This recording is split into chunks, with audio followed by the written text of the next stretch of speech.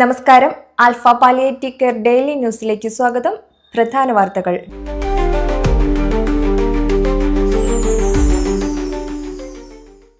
Alpha palliative care Ettumanoor centre home care സേവനങ്ങൾക്ക് ഇന്ന് തുടക്കമായി.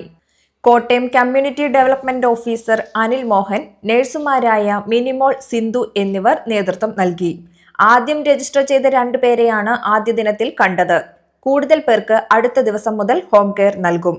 ഫിസിയോതെറാപ്പി സേവനങ്ങൾക്കും അടുത്തയാഴ്ച തുടക്കം കുറിക്കും. ലോക ക്യാൻസർ ദിനമായ ഇന്ന് ആൽഫ കുട്ടനാട് സെന്റർ ക്യാൻസർ ബോധവൽക്കരണ പരിപാടി നടത്തി. ഡോക്ടർ ആമിന കമാൽ ക്ലാസ് നയിച്ചു. എണ്ണയിട്ട് വർക്കുന്നില്ല, ഇത് നമ്മൾ അല്ലാതെ തീയിൽ ചുട്ടി വേവിക്കല്ലേ, അപ്പം നമുക്ക് ഒരു ബുദ്ധിമുട്ടും വരില്ല എന്നാണ് നമ്മൾ ആദ്യം കരുതുന്നത്. പക്ഷേ ഇത് കോളുണ്ടല്ലോ, കരി ഉപയോഗിക്കുന്നത്, ആ കരിയിൽ നിന്നും പുക അടിച്ചിട്ടാണ് ഈ ചിക്കനും ഇതൊക്കെ വേവുന്നത്. ആ പുകയ്ക്കകത്ത് ഹൈഡ്രോ കാർബൺസ് ഉണ്ട്.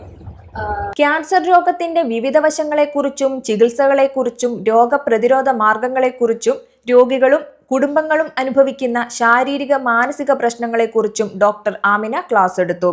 President PV Raveendranath, secretary KG Kochumon, treasurer Chandramohan Nair, Kaleshan തുടങ്ങിയവർ നേതൃത്വം നൽകി.